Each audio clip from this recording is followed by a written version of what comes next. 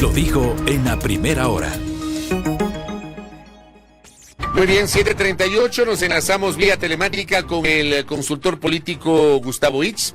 Gustavo, bienvenido, buen día. Le saludamos mi compañera Belkis Sánchez y quien le habla Fabricio Vela. Buenos días, Fabricio, muchísimas gracias por la invitación. Buenos días también, un caluroso saludo para Belkis y para toda la audiencia que nos está escuchando. Gracias, Gustavo, por la gentileza. A ver, en estos últimos días se han difundido algunas encuestas. Tenemos ayer nomás la encuesta de Comunicaliza de Álvaro Marchante, la semana anterior la encuesta de Imacén, que es una empresa que hace opinión pública que está radicada en el Perú. Anteriormente tuvimos la encuesta de perfiles de opinión. Primero me gustaría una valoración general de Gustavo Itz, un poquito contándole a la gente cómo tenemos que tomar en cuenta esos trabajos de campo, porque claro, o sea, la sociedad, los políticos, los medios de comunicación, muchas veces quienes hacemos opinión pública, en ocasiones reaccionamos, avalamos o criticamos la encuesta dependiendo de los números, si nos gusta o no nos gusta. ¿Qué decirle a la gente sobre cómo se deben manejar estas mediciones, Gustavo? Gracias, Fabricio, es una pregunta sumamente importante. Hay que distinguir entre los diversos estudios que se realizan de manera cuantitativa para entender o tratar de entender qué es lo que la ciudadanía está percibiendo, pensando, sintiendo respecto a temas específicos. Hay encuestas que no realizan una investigación tan profunda como otros estudios de opinión, en los que se puede notar, se puede evidenciar que hay un trabajo menos coyuntural. Por ejemplo, la encuesta de Imacén es un estudio de opinión que viene realizándose aproximadamente cada 2 meses aquí en el país, desde hace no menos de 3 años, diría yo, y lo que está logrando esa investigación y está tratando de hacer es entender por qué la gente piensa lo que piensa sobre temas que son fundamentales para su convivencia en el entorno en el que se desenvuelve. ¿Por qué la gente reacciona como reacciona?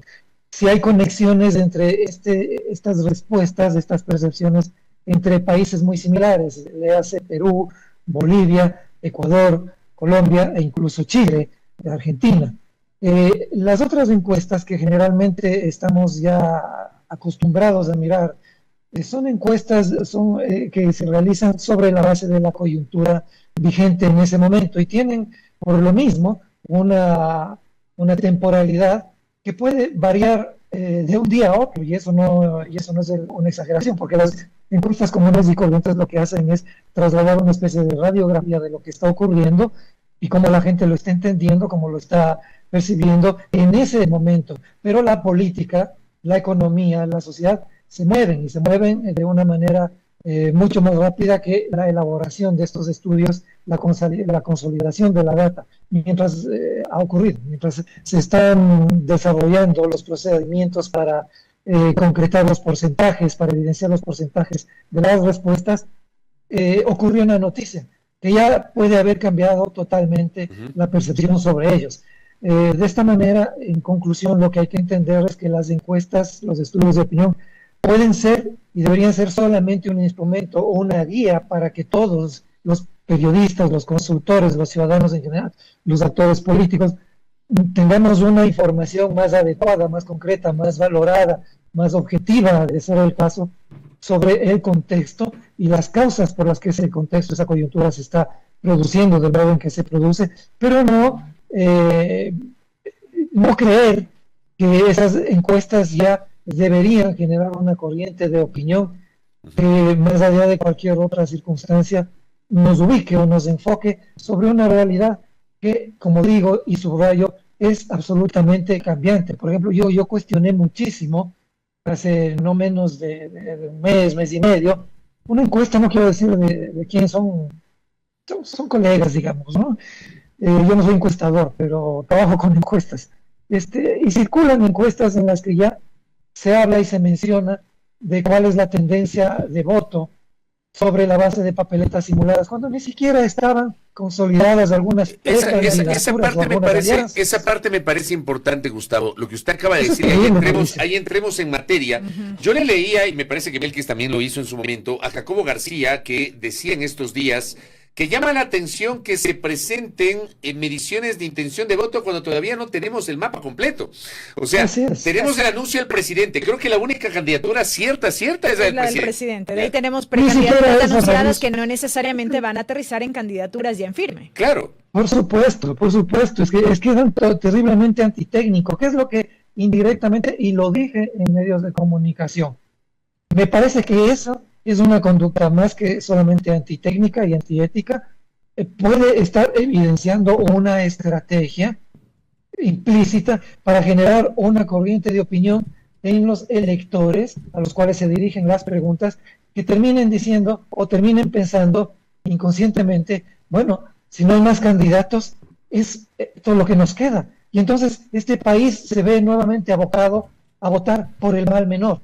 Eso tiene que manejarse con mayor responsabilidad y tiene que decírselo cuando los autores de estos estudios, de estas encuestas, se presentan en medios de comunicación, y los medios de comunicación deben ser más cautelosos, deben ser más estrictos y no poner en titulares y realizar rondas de entrevistas sobre la base de estos estudios que específicamente a los que me estoy refiriendo no tienen sentido, porque como bien lo dijo usted, lo dijo Belkis, lo he señalado yo también, ni siquiera estaba prefigurado el escenario electoral. No sabíamos cuáles iban a ser las alianzas, no sabíamos cuáles iban a ser las candidaturas. Y el mismo presidente Noboa, si es que termina haciendo lo que anhela y dijo desde noviembre del 23, ser el candidato de la reelección en el 25, debe para eso ver el mecanismo más adecuado para pedir vacaciones y permitir que la vicepresidenta, conforme el artículo 146 de la Constitución señala, asume el cargo. Antes de aquello, así que ni él la tiene segura. Correcto. Antes de llegar a aquello, Gustavo, analicemos lo que está ocurriendo ahora mismo a propósito de las cifras de esta investigación, porque vemos variaciones respecto de preguntas en torno a si se considera que el Ecuador va por el camino correcto, la aprobación o desaprobación del presidente Noboa. ¿Qué lectura tenemos respecto de estas cifras que ha arrojado este estudio hasta el momento? Bueno, hay que entender las cosas, las cifras en su contexto, y como decía, este es un estudio de opinión, no una encuesta coyuntural. El presidente gana las elecciones con un poquito más del 52% de votos, y lo que se produce automáticamente tras la salida de Guillermo Lasso, que termina su mandato con el 5% de aprobación, es una expectativa positiva respecto a cualquiera de los candidatos que hubiesen ganado esa elección, en este caso sobre Daniel Noboa, que bordea el 62-64%. Emite los decretos 110 y 111 que ubican a las Fuerzas Armadas en apoyo en territorio a la lucha contra el crimen organizado, la delincuencia que estaba realizando y perdiendo esa batalla la Policía Nacional, y esa popularidad, esa aceptación se dispara. Por ahí salió una investigación que dijo que había llegado al 80% y que eso era inédito en el país. Claro, si es que eso ocurrió, no duró ni una semana, porque luego, producto de algunas cosas que voy a señalar muy rápidamente, ese altísimo porcentaje de aprobación se cae, porque evidentemente durante algunos años lo que la gente necesitaba es que alguien en política haga algo frente al crimen organizado y a la delincuencia organizada. ¿Pero qué pasó? Se incumplen promesas de campaña, se incrementan impuestos, en el caso del IVA, y se dice que el IVA se incrementa para tener más recursos para enfrentar el crimen organizado, lo cual no ocurre, porque en el mes de enero, en el mes de febrero, en el mes de marzo, se producen actos delictivos que son sumamente intensos. No nos olvidemos lo que pasó en el periodo de Semana Santa, y se incumplió esa promesa de no incrementar impuestos. Se prometió no explotar los hidrocarburos conforme el pronunciamiento popular en el bloque 43, donde se encuentra el ITT, y lo primero que se hizo es extender por lo menos un año la explotación de hidrocarburos en ese sector. La explotación de petróleo está anclada a lo que conocemos como los sectores estratégicos del país. Y en esta investigación se nota con absoluta claridad que la gente está mirando con mucha decepción que no solo que se incumplen algunas promesas de campaña muy sensibles, muy fuertes, sino que hay una desatención, una negligencia frente a los sectores estratégicos de este país, que no hay una conducta que precautele esos recursos y esos sectores estratégicos. Ergo, tuvimos 12 millones de dólares por hora que se perdieron en el Ecuador en este año a causa de los apagones. ¿Por qué? Porque el sector estratégico energético fue abandonado. No hay inversión ni pública ni privada en ese sector. Lo que hay son negocios con las mismas o con muchas empresas privadas que están operando desde hace décadas en ese sector, cosa que llama muchísimo la atención.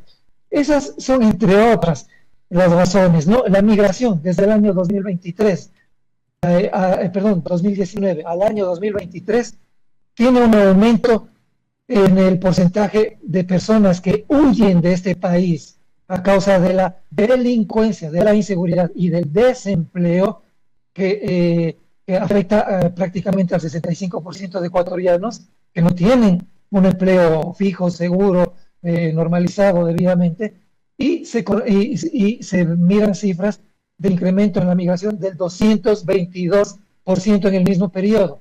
Acaba de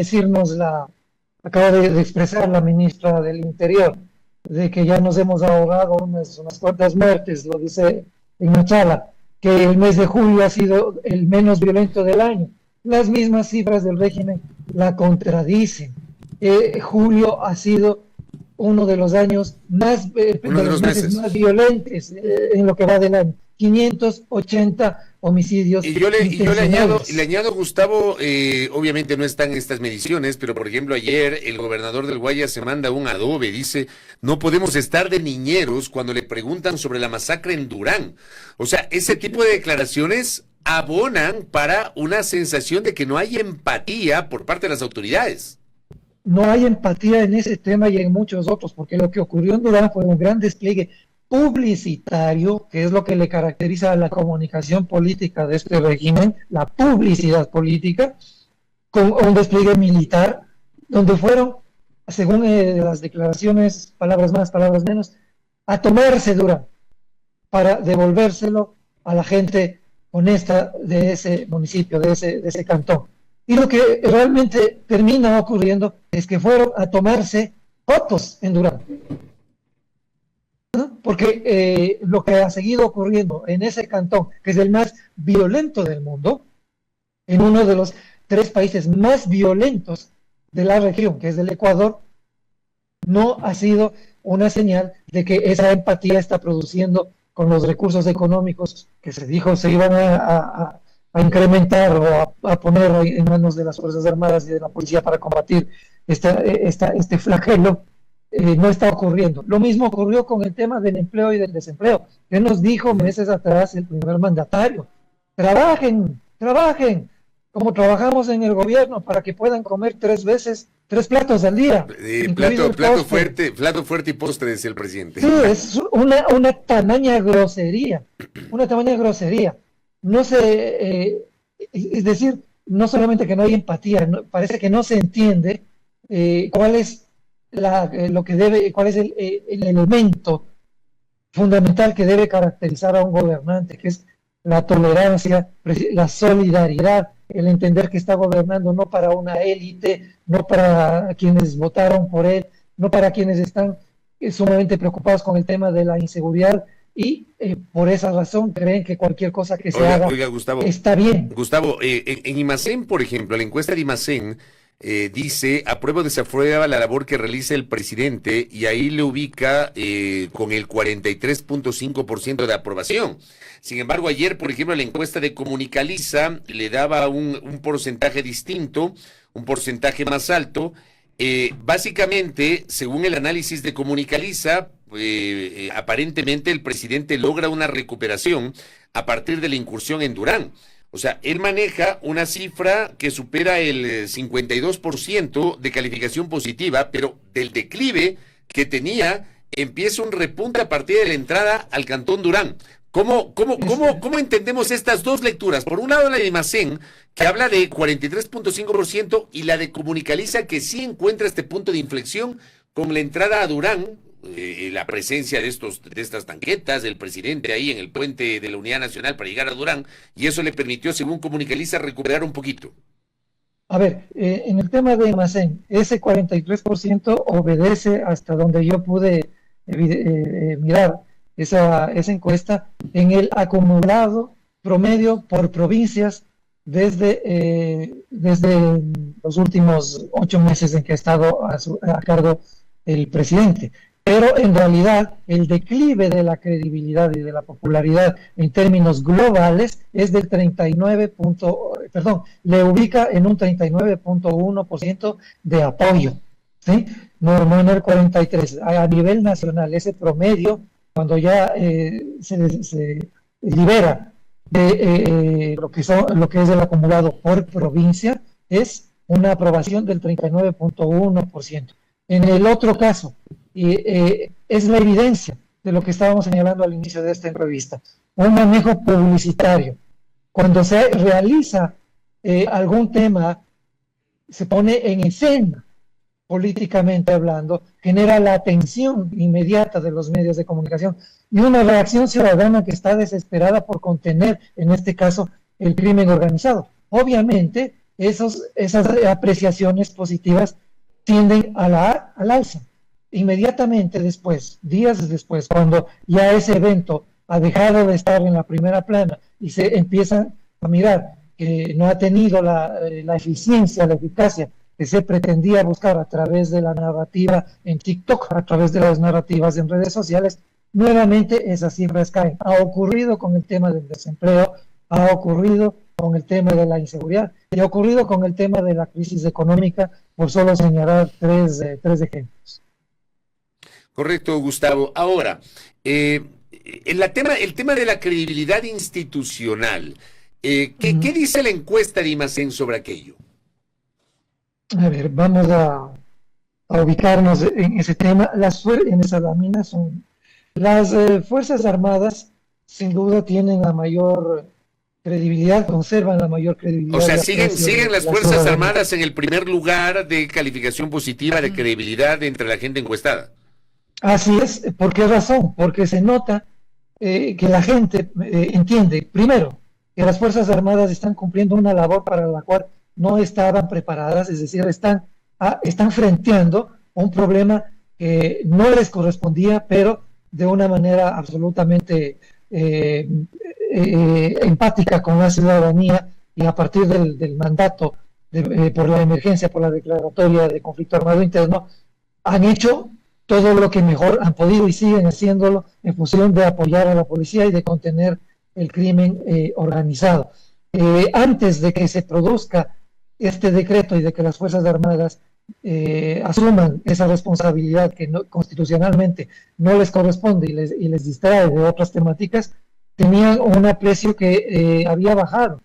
Tradicionalmente siempre ha sido mayor del 80% desde hace décadas. El año pasado, antes de ese decreto, habían bajado su credibilidad y su apoyo alrededor de un 63, 64, 65%. ¿Por qué razón?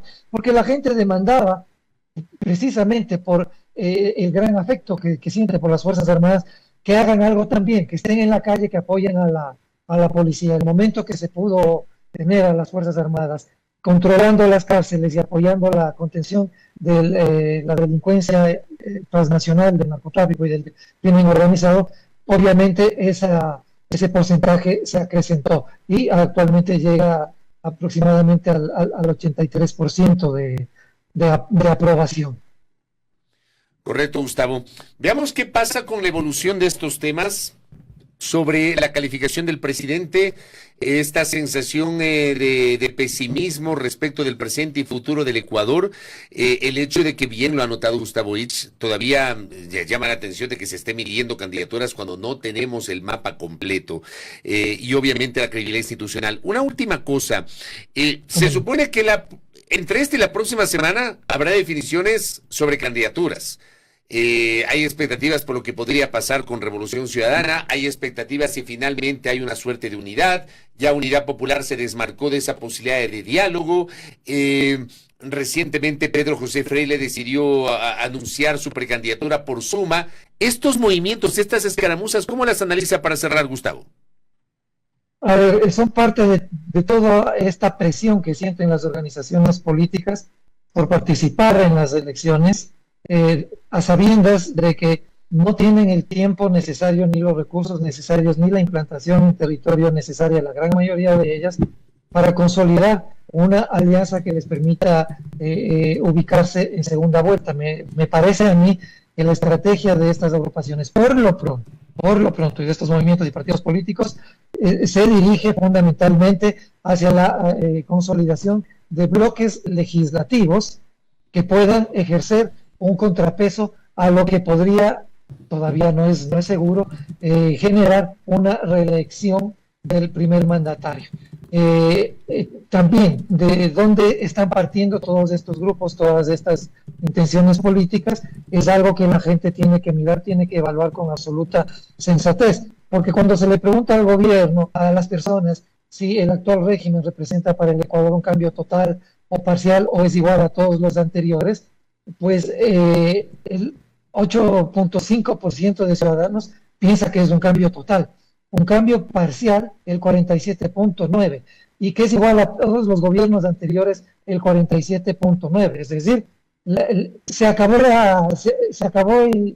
la carta blanca, se acabó la esperanza generada en el inicio para que se produzca un cambio en el país, sabiendo que en un año de transición no podía eso ocurrir totalmente, pero sin embargo la toma de acciones y de medidas que se podían haber implementado han sido las opuestas de lo que la gente en su mayoría requería cuando votó por un personaje nuevo, que pese a ser de asambleísta casi nadie lo conocía, que abordó una narrativa electoral en la que se dijo no ser anti nada y que llamaba al diálogo, pero que en la práctica ha hecho todo lo contrario. Y hay que considerar también que el aprecio, la posibilidad de que el presidente sea reelecto genera cifras que le alcanzan para llegar fácilmente a la segunda vuelta, por el simple hecho de que todavía no hay una figura fuerte que esté en campaña ya de manera definitiva, y porque el voto duro alrededor del presidente ha cambiado. Si nosotros vemos, ya no es el mismo porcentaje de apoyo que tenía al inicio, ahora se ha debilitado bastante.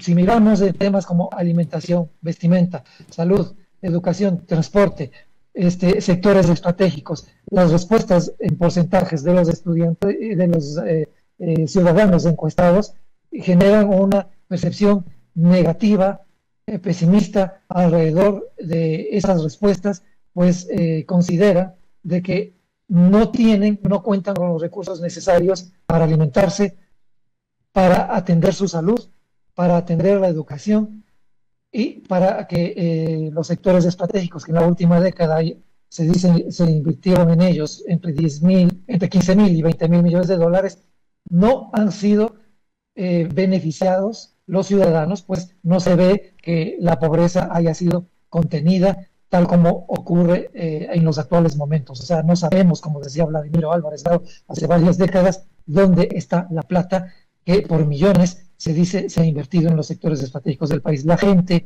no es tonta, la gente sabe, la gente se da cuenta. Lo que pasa es que está transitando por un callejón aparentemente sin salida entre el miedo, entre la desesperanza generada por la crisis económica y la inseguridad, que no son contenidas adecuadamente, no han sido contenidas adecuadamente. Correcto, Gustavo. Gracias por esos aportes. Veamos qué pasa en las siguientes semanas. Muy amable. Gracias por la entrevista, Fabricio. Hasta luego. Gracias a Gustavo Itz, que ha estado con nosotros, consultor en materia política. Por cierto, y hablando de los temas de la democracia interna, y le pongo entre comillas, democracia interna, que yo soy muy crítico de esto que le llaman democracia interna, algunos les dicen las primarias. justamente por cómo se maneja la estructura acá de las organizaciones políticas. Entiendo que desde mañana comienzan esos ejercicios de democracia interna y de aquí a un mes, ¿no? Es la presentación de candidaturas. ¿Tienes ahí el cronograma? Sí, la democracia interna del 3 al 17 de agosto. Las solicitudes que se realizan al Consejo Electoral para realizar la veeduría y el acompañamiento correspondiente va hasta el 7 de agosto, pero el proceso como tal de democracia interna del 3 al 17 de agosto y la inscripción de candidaturas como tal del 13 de septiembre al 2 de octubre. Muy bien, eso dentro de la planificación.